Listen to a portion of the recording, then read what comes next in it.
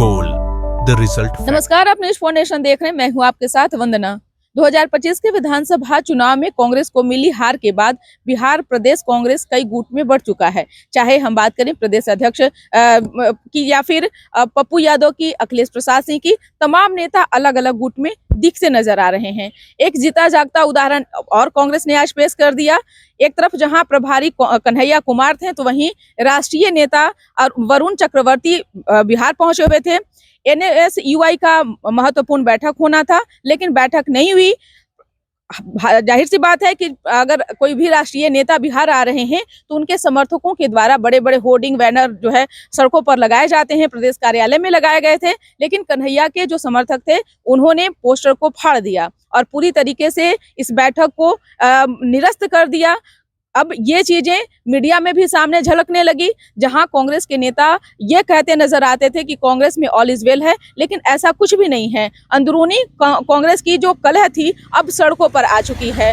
तो क्या 2025 के विधानसभा चुनाव में कांग्रेस अपने अकेले सर पर ठीकरा फोड़ना चाह रहा है? क्योंकि महागठबंधन के हिस्सा बिहार में कांग्रेस भी था। राजद, वामपंथी पार्टी जो थी वो सारे मिलकर के चुनाव लड़े, लेकिन अब कांग्रेस का जो बर्ताव जो है वो अब सीधा राजनीति से अलग थलग दिखने लगा है। जाहिर सी बात है, जब राष्ट्रीय नेता बिहार पहुंचे हुए थे तो बहुत सारी बातें होनी थी इस बैठक में, लेकिन कोई भी बैठक नहीं हो पाई। कन्हैया के जो समर्थक थे उन्होंने अपना चाल और चरित्र जो है वो सबके सामने पेश कर दिया।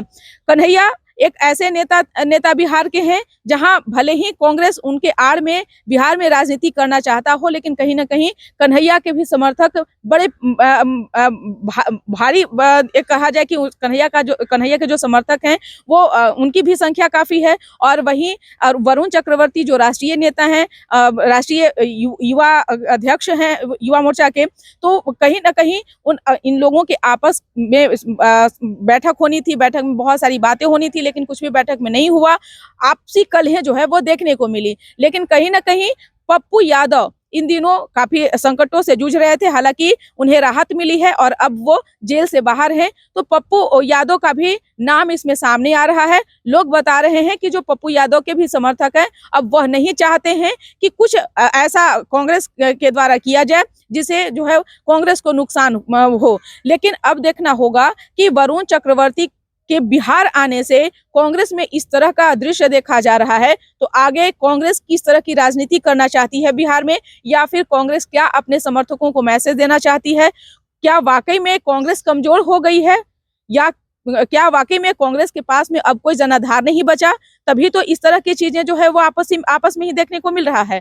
बहुत सारे सवाल हैं।